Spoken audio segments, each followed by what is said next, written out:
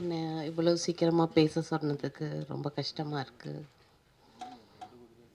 நாங்கள் இந்த இடத்துல தான் நான் ஆடிஷன் பண்ணி இங்கே திரைப்படக் கல்லூரியில் ஒரு மாணவராக சேர்ந்தேன். நான் இந்த இடத்துல வரும்போது அந்த நினைவு இருக்கும்போது இந்த நினைவு வந்து ரொம்ப ரொம்ப இவ்வளோ தூரம் வந்திருக்கிறதுக்கு பின்னாடி எவ்வளோ பேர் எனக்கு உதவியாக இருந்தாங்களோ அவங்க எல்லாருக்கும் நன்றி. இங்கே இருக்க எல்லாருக்குமே என்னோடய வணக்கத்தை தெரிவிச்சுக்கிறேன். எனக்கு உண்மைக்குமே பேச முடியலை. என்னென்னா எனக்கு ஒரு கில்ட் இருக்குது. நான் நாள் போகலாம் அப்படின்னு ரொம்ப பிளான் பண்ணிகிட்டு இருந்தேன். அப்புறம் இல்லை, அடுத்த நாள் போயிட்டு பார்க்கணுன்னு.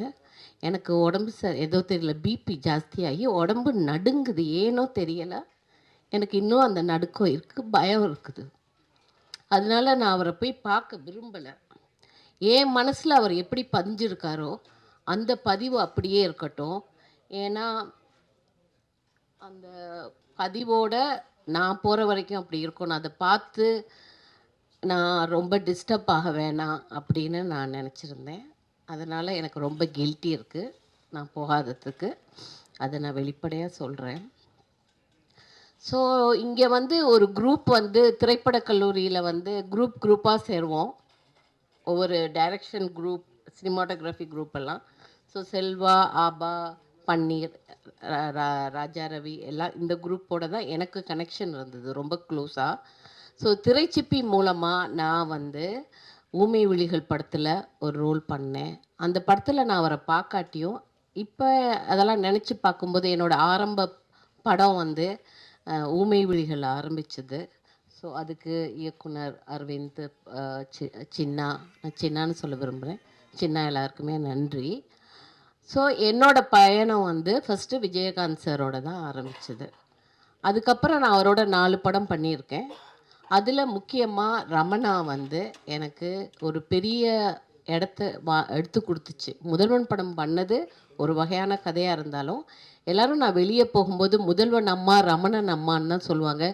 அந்த காலத்தில் எனக்கு யாருக்குமே என் பேர் தெரியாது. அதுக்கு முருகதாசருக்கும் ஒளிப்பதிவாளர் அவருக்கும் எல்லாருக்குமே நான் கடமைப்பட்டிருக்கேன், நன்றி சொல்லணும். ஏன்னா அந்த படத்தில் அந்த கதை கொடுத்துருக்கலைன்னா நான் வந்து ரமணா அம்மாவாக இருக்க முடியாது.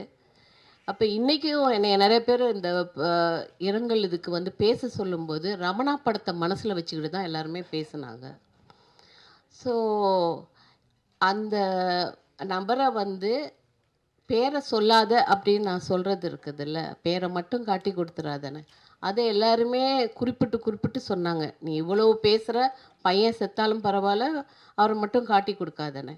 அந்த படத்தில் கடைசியாக முதலமைச்சர் வந்து அவரை போய் கடைசியாக ஜெயிலில் போய் பார்ப்பார், என்ன வேணும்னு கேட்பார் அவர்கிட்ட.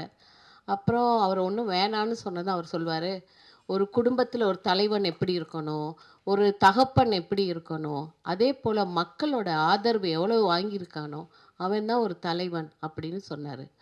அது வந்து இப்போ நிறையா தடவை வந்துட்டு இருக்குது, கிளிப்பிங்ஸில் வருது. அது பார்க்கும்போது மனசார ஒருத்தர் வாழ்ந்துருக்காரு. அவர் நடிப்புலேயும் சரி, அரசியல்லையும் சரி, என்ன பண்ணினாரோ மக்கள் மனசில் அந்த அளவுக்கு அவர் வாழ்ந்திருக்கதை நினச்சி ரொம்ப பெருமையாக இருக்குது. இந்த மாதிரி ஒருத்தரோட நானும் ஏதோ கொஞ்சம் வாழ்ந்திருக்கேன். நான் படம் பண்ணும்போது நான் வந்து நடிக்கிறேன்னு பார்க்க மாட்டேன்.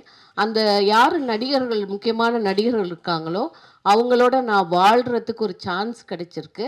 அந்த படத்தில் இருக்கும்போது அவங்களோட இருக்கிற அனுபவம் தான் பார்ப்பேன் நான். அதுக்கப்புறம் வந்து விருதுகிரி படத்தில் வந்து என்னை அவருக்கு அம்மாவாக நடிக்க கேட்டிருந்தாங்க. எனக்கு யோசிச்சுட்டு நான் முடியாதுன்னு சொல்லிட்டேன். அப்புறம் கிரிங்கிறவர் என் மேனேஜராக இருந்தார். அவர் வந்து இல்லை, அவரே கேப்டனே ஃபோன் பண்ணி கேட்குறாரு, நீங்கள் பண்ணுங்கன்னாரு. அப்போ நான் எப்படி அவருக்கு அம்மாவாக நான் என்னை தயார் பண்ணுறதுன்னு எனக்கு புரியலை. அப்புறம் நான் சரின்னு சொல்லிவிட்டு அந்த படத்தில் பண்ணினேன். அப்போ அந்த படத்தில் அவர் பண்ணும்போது பெண்களுக்கு என்ன மரியாதை தேவை, ஒரு படம் ஒரு யூனிட்டில் ஒர்க் பண்ணும்போது அந்த மரியாதையை நல்லா ஃபீல் பண்ண முடிஞ்சிச்சு. நம்ம வந்து அவரோட அவர் பார்க்கும்போது ஒரு பயம் இருக்கும். அந்த பயம் வந்து அவர் மேலே இருக்க மரியாதையில் இருக்க பயம். என்னை பொறுத்த வரைக்கும் அவர் ஒரு பலாப்பழம் மாதிரி தான். அதில் வந்து பார்க்க பயம் முரடுனாலும் ரொம்ப சாஃப்டான மரியாதையாக சக மனிதர்களை நேசிக்கக்கூடிய ஒரு நல்ல பண்பான ஒருத்தரா வந்து பார்க்க முடிஞ்சுச்சு. அப்ப அந்த நேரம் அவர் சொன்னாரு, "பாருங்க நெறைய ஷார்ட்ஸ் எல்லாம் இந்த காலத்துல வைக்கிறாங்க. இப்போ வந்து நான் என்னோட டைரக்ஷன்ல நான் என்னென்ன மாரி ஷார்ட்ஸ் வைக்க விரும்புறேன். ஏன் மினிமலா வைக்க விரும்புறேன். அது மூலமா எப்படி கதைய நான் சொல்லணும்." அந்த மாரி இந்த விஷயங்கள் எல்லாம் நம்மளோட உட்கார்ந்து பேசிக்கிட்டு இருப்பாரு. ஸோ அவரோட இழப்பு வந்து ரொம்ப கஷ்டமாவும், இவர் இப்படிப்பட்ட ஒருத்தர் வாழ்ந்திருக்காரு. அந்த காலத்துல நான் இருந்திருக்கிறேன். ஆனா, அவர் இறக்கலங்கிறது தான் என்னோட ஆழமான இது. நான் போகாததுக்கு காரணம் அதுதான். ஏன்னா, நான் இருக்கிற வரைக்கும், நான் யார்கிட்ட பேசுறேனோ, யார் அவர்ட்ட பத்தி பத்தி அவர பத்தியெல்லாம் பேசிக்கிருக்கேனோ, அதேபோல இங்க இருக்க ஒவ்வொருத்தரும் அவர பத்தி பேசும்போது அவர் வாழ்ந்துகிட்டு இருக்காரு.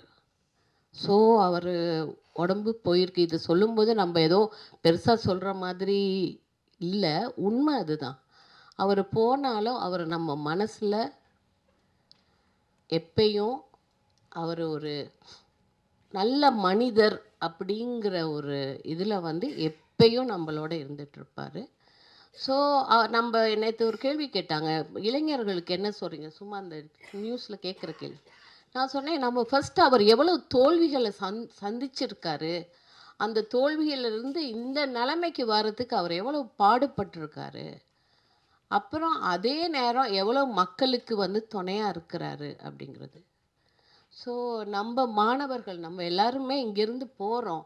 இன்னைக்கு ஒரு நமக்கு அங்கீகாரம் ஒண்ணு இருக்குது. அந்த அங்கீகாரத்த வந்து நம்ப தலை நிமிர்ந்து கொஞ்சம் நானும் ஃபில்ம் இன்ஸ்டிடியூட் ஸ்டூடண்ட் அப்படின்னு சொல்ற அந்த பெருமைக்கு வந்து அவரு ரொம்ப, ரொம்ப, ரொம்ப அவருக்கு நம்மள வளர்த்து விட்டுருக்காரு. வாழ இடம் குடுத்துருக்காரு. அத வந்து எல்லாருமே நம்ப இப்ப அங்கருந்து வந்தவங்க சில பேர இங்க இந்த டைம்ல நெறையா கனெக்ட் பண்ணி, அ நான் இந்த இடத்துல கேட்கறது வந்து, இப்போ நெறைய கனெக்ஷன் இல்ல அப்டின்னுலாம் சொல்றாங்க. மேபி நீங்க நெறைய பேர் வெளியில இருக்கனால, இவங்க எல்லாரையும் அழைச்சு மாஸ்டர் கிளாஸ் இந்த மாரி பண்ணி, இன்னும் திரைப்பட கல்லூரி மாணவருக்குள்ள கொஞ்சம் நெருக்கத்த கொண்டு வந்தா ரொம்ப நல்லாயிருக்கும். நான் 1/2 மணி நேரம் முன்னாடியே வந்துட்டேன். ஏன்னா, மத்த நேரம் டைமுக்கு வருவோம். அப்போ வந்து இடம் வந்துட்டு போயிடுவோம். சரி நான் வந்து என்னோட இடத்துல கொஞ்சம் இருக்கணும். நான் வாழ்ந்த இடம் இந்த இடம், உருவாகுன இடம். ஸோ அந்த இடத்துக்கு எனக்கு கொஞ்சம் கனெக்ஷன் வேணும்னு நெனச்சேன். ஸோ இனி அடுத்த வருஷம் பொறக்க போகுது. ஸோ அதுக்கான பாதைகள வச்சு, அப்புறம் அவரோட செலவைக்கிறது சொன்னது ரொம்ப, ரொம்ப, ரொம்ப சந்தோஷமான விஷயம். பெருமையான விஷயம். இனி வரப்போற ஜெனரேஷனுக்கு ரொம்ப பதிவு இருக்கும். ஸோ நன்றி.